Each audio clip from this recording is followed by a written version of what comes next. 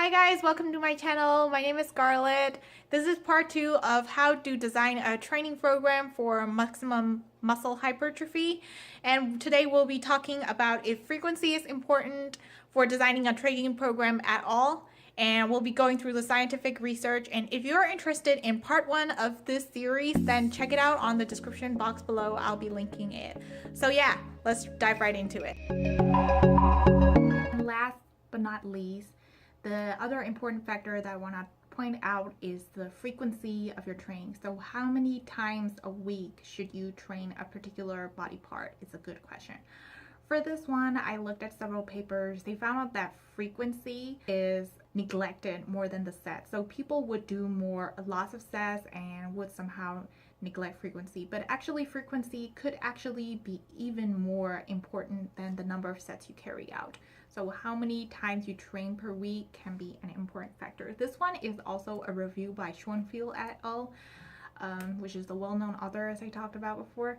But not to be biased, but I also analyzed the paper that the review paper cited in, because a review doesn't necessarily mean that it is accurate, because it might be biased in a sense that they haven't generally carried out the primary research, but it is kind of like a secondary article where they cite it depending on what they have found from other studies.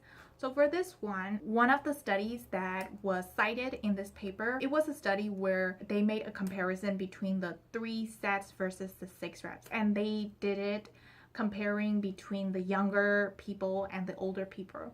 And the interesting thing was that there wasn't a lot of differences between the hypertrophy or muscle protein synthesis between the sets. So generally, it doesn't mean that increasing sets doesn't necessarily mean you have more muscle protein synthesis. But for the older subjects, then they found the differences was way greater. So it's quite interesting to see that muscle protein synthesis and its dependence on the number of sets also depends on the age of the individual. For this study, the other one really cool thing about is that they didn't just look at the EMG. What they looked at was the genes that are like regulated.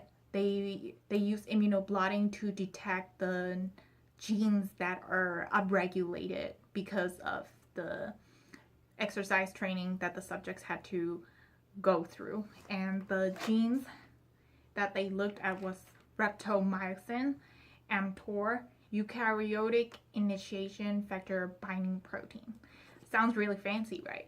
But generally what they were looking at was the muscle protein synthesis, because those genes would then lead to muscle protein synthesis and they would regulate that. And I don't want to delve into more complicated things in this video, but just to point out that they carried it out really accurately.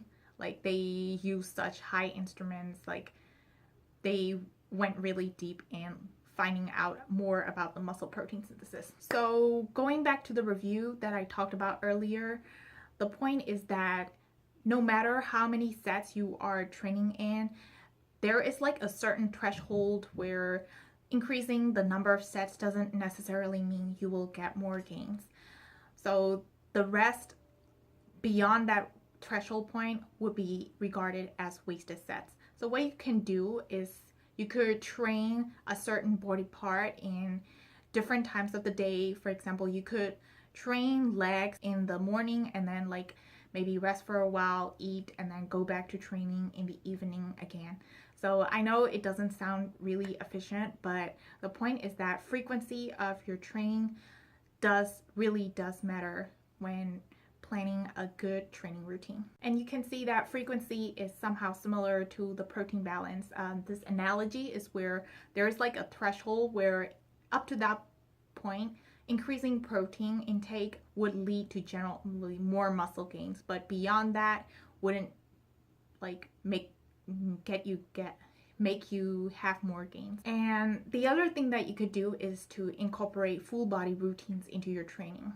So it doesn't feel like you're training, for example, legs all day, but you could do like a full body one and then full body one the next day too, which would also include legs. So generally you are somehow increasing the frequency of your training. So overall, to sum this video up, I want to say that if you are planning a training program, then take into account of the phase that you are in. Sometimes you could have deloading weeks in order to avoid plateaus. And the other one is to think of frequency a lot. Maybe if you have a certain muscle part that you want to grow, then increase the frequency of that, do more total body routines. And the other point is to also vary the intensity, since the literature research hasn't really like compared between the two, and there is no like very vivid differences between them. So you might want to vary your intensity for hypertrophy too, switching back and forth between the moderate intensity and the higher intensity, which means like powerlifting movement.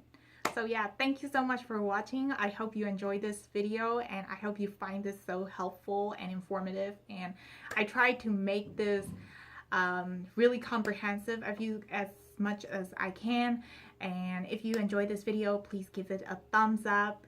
And as always, I hope you guys the best of the best to have the best gains possible, and I'll see you around.